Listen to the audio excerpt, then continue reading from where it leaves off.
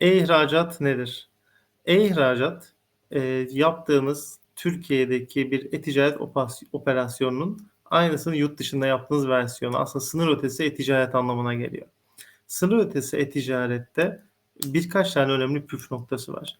Yaptığınız e-ticaret operasyonunu ya kendi siteniz veya online pazar yerleri üzerinden Türkiye'nin dışındaki herhangi bir ülkede bu operasyonu kurabilir ve oradan aldığınız siparişleri her aldığınız sipariş üzerine tek tek göndererek e-ihracat yapabilirsiniz. Veya sınır ötesi e-ticaret kapsamında yaptığınız, ürettiğiniz, satın aldığınız ürünleri yurt dışında potansiyeline uygun gördüğünüz web sitesinden veya pazar yerinden satacağınız ülkenin içinde bulunduğu bir depoya gönderebilirsiniz ve o depo üzerinden gelen siparişleri belli bir otomasyon, entegratör veya bir fulfillment şirketi kullanarak da siparişleri son müşteriye gönderebilirsiniz. E-ihracatın dikkat edilmesi gereken konularından bir tanesi de buradaki uygun maliyetli kargo, lojistik, gümrük ve depolama konusudur. Eğer kendi ülkenizden, Türkiye'den özellikle yaptığımız düşünürsek, yurt dışına gönderimini mikro ihracat şeklinde tek tek gönderiyorsak, kargo buradaki en büyük soru işaretimiz. Yani hem kargo maliyetinin ürüne yansıması hem de kargonun zamanında gitmesi. Veya bunu sınır ötesi anlamında yurt dışındaki bir depoya gönderdiğinizde deponun fulfillment maliyetlerini çok iyi hesaplamalı ve bunların hepsinde ürün maliyetine mutlaka yedirmeliyiz ki gün sonunda zarar etmeyelim. E-ihracat çok önemli ve çok potansiyeli yüksek bir alan ve hızla ülkemizin hem Avrupa hem de Amerika'da merkezi bir güç olarak, üretim gücü olarak kendini gösterdiği bir alan. E-ihracat bu anlamda çok önemli. Mutlaka başlayalım.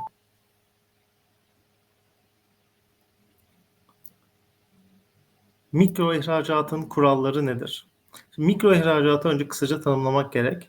Mikro ihracat 300 kilogram veya 15 bin euronun altındaki bir mali değere veya bir hacimdeki kilodaki değere sahip ürünü Türkiye'den yurt dışındaki herhangi bir yere göndermedir.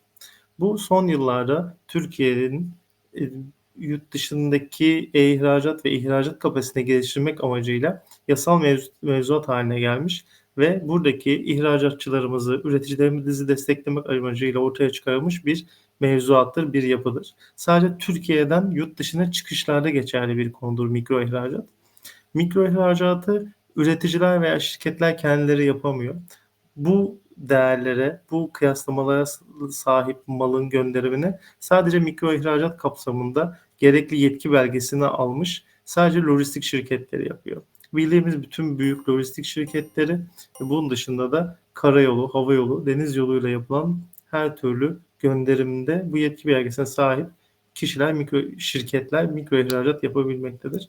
Mikro ihracat gıda konseptine, gıdanın içine girmiyor. Gıda kategorisi dışında kalıyor.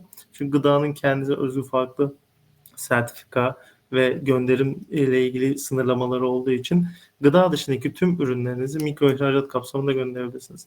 Bu Avrupa'ya göndereceğiniz veya sattığınız 10 dolarlık 20 dolarlık bir ürün de olabilir. Veya oradaki yurt dışındaki bir depoya göndereceğiniz 300 kilogram veya 15 bin euro değer altındaki herhangi bir ürün çıktısı da olabilir. Bunun için mikro ihracatı anlamında çalışacağınız lojistik firmasıyla anlaşıyorsunuz. Bu gerekli tüm konşimento ve gönderi belgelerini hazırlıyor ve bir gümrükçüye ihtiyacınız mikro ihracat yaparsanız gerek kalmıyor.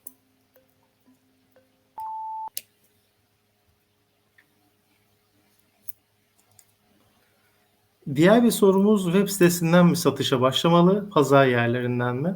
Aslında bunun doğrusu veya yanlışı yok. Burada markanız gerçekten de nasıl bir konumlandırmaya veya nasıl bir strateji izliyorsanız sizin kararınıza kalmış bir konu. Artıları ve eksileri her iki taraf için var.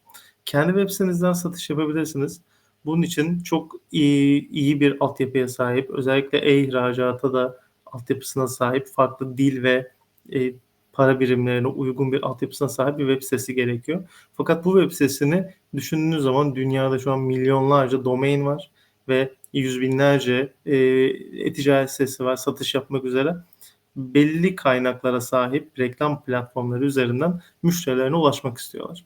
Web sitesinden yaptığınız zaman çok ciddi bir şekilde reklam maliyetiniz artıyor olacaktır. Çünkü bu kadar büyük bir, aslında kapsamdaki kitleye markanızın, domaininizi göstermeniz gerek. Pazar yerinden yaptığınızdaysa aslında ben pazar yerlerini bir AVM gibi konumlandırıyorum genelde. Hâlihazırda müşterinin ayağının gittiği, bir müşteri potansiyelinin olduğu bir dünyada bir mağaza açma, bir dükkân açmaya benzetiyorum pazar yerini. Çok avantajı var. Günün sonunda hazır bir müşteri, sürekli oradan geçen bir insan kalabalığı, bir platform, Amazon, eBay, Etsy, herhangi bir aklınıza gelen farklı Walmart, Wayfair gibi platformlar olabilir. Zaten bu platformlar kendi mağazalarına, kendi platformuna trafik çekmek için çok ciddi reklam maliyetleri yapıyor sizin adınıza. Fakat burada da eksi tarafı %15'ten başlayan, bazen %20, 22'lere çıkan bir komisyon bedellerine maruz kalıyorsunuz. O yüzden artısını, eksisini, maliyetlerini düşünerek ikisinden birine kendiniz karar vermelisiniz.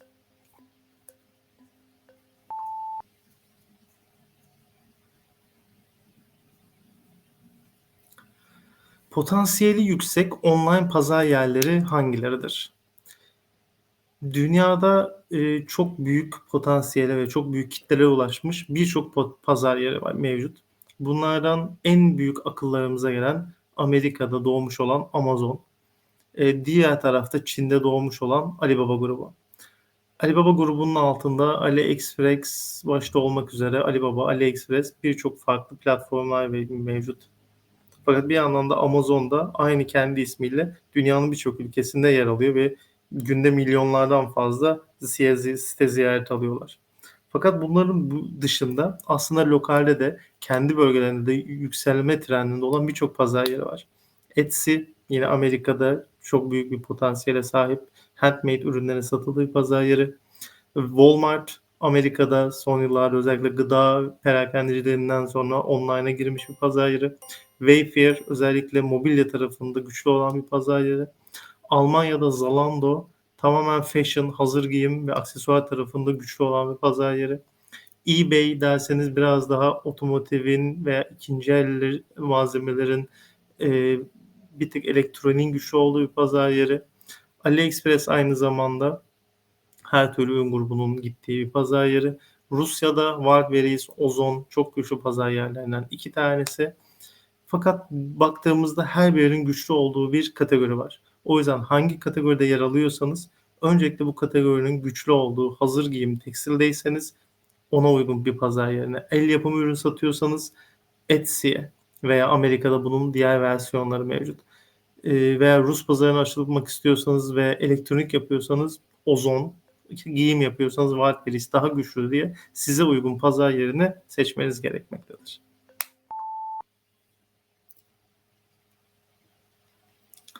Hangi pazar yerine girmeliyim? Burada bulunduğunuz kategori çok önemli. Bulunduğunuz kategoride en uygun sizi doğru müşteri kitlesine ulaştıracak bir pazar yeriyle çalışmanız gerekiyor. Fakat bunun öncesi en başta hangi ülkenin sizin sahip olduğunuz ürünü satın aldığını, hangisinin en çok ithalata dayalı olduğunu, Türkiye'nin özellikle bu konuda üretici, üretim gücü, işçilik, maliyet anlamında iyi olduğunu değerlendirip öncelikle hangi ülkeye girmeniz gerektiğini bulmak gerekiyor. Amazon dediğimiz dünya şu anda dünyada 20'ye yakın ülkede Amazon.com mevcut kendi ülke domainlerinde.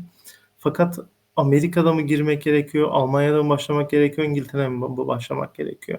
Önce kendi pazar yerinize uygun, kendi kategorinize uygun pazar yerini seçmek ve özellikle de ülkeyi belirlemek gerekiyor.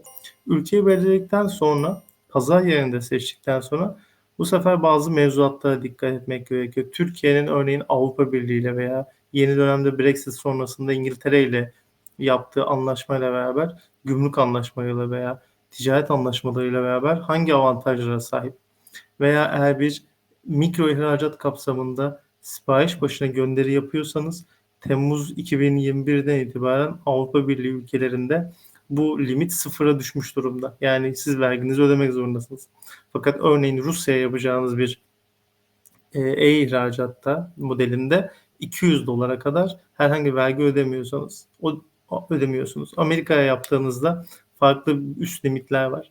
Bu yüzden hem pazarın potansiyelini, hem ülkeyi hem gümrük ve yasal mevzuatları ve potansiyeli değerlendirerek doğru pazar yerini kendinizin ihtiyacına göre bulmanız gerekiyor.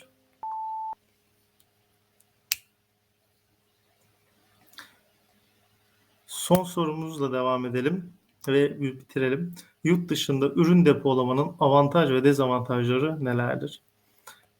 E-ticaret geldiğimiz noktada bildiğiniz gibi aslında insanların tamamen tüketim alışkanlığının hızlanması ve tedarik noktasında lojistiğin bu sürece ayak uydurması ile beraber e-ticaret bir anlamda last mile dediğimiz noktada tüketicinin sipariş verdikten sonra çok hızlı bir şekilde ürününü evine getirmesi veya iş yerine, ofisine getirmesiyle ilgili bir süreci kapsıyor.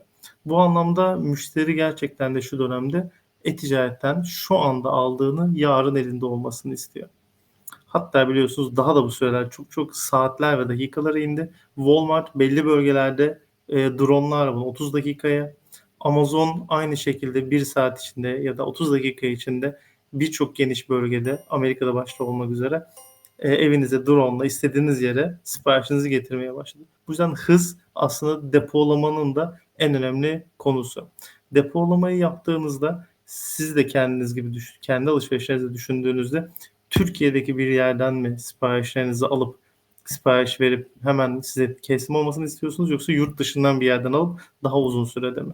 Bu yüzden girmek istediğiniz pazar yeri veya ülke, örnek veriyorum Almanya'yı veya Amerika'yı seçtiğinizde orada bir depolama yapmak, o depolamayla aynı gün teslimat, 24 saat içinde teslimat veya maksimum 3 gün içinde teslimat yaparak çok hızlı bir şekilde müşteriye ulaşmak sizi ciddi anlamda rakiplerinizin çok hızlı bir şekilde önüne geçirecektir. Bu yüzden satış yaptığınız ülkenin depolamasını seçmek çok ciddi bir önem arz ediyor. Fakat burada orada ekstra yatılan maliyetleri de ürün maliyetlerine eklemek gerekiyor. Buna çok dikkat edelim.